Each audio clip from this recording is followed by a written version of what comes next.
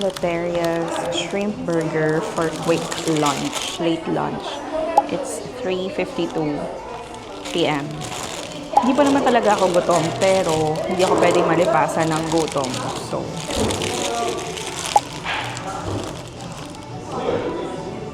hindi na ako nag-fries kasi guys, bawal talaga ako sa fried food. But, ito na yung pinakamalapit na meron. Second day ko pa lang kasi, bawal pa ako kumain ng mga bawal. Pag malapit na ako umuwi, pwede na. Eat!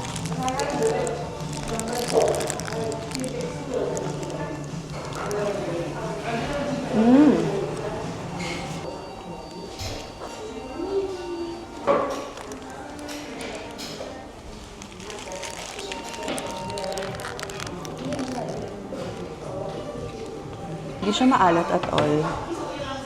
Tapos, hindi siya nakakaumay kasi ang daming gulay.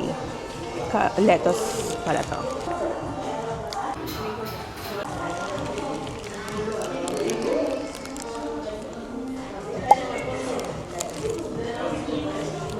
Sobrang haba ng pila dun sa welcome center.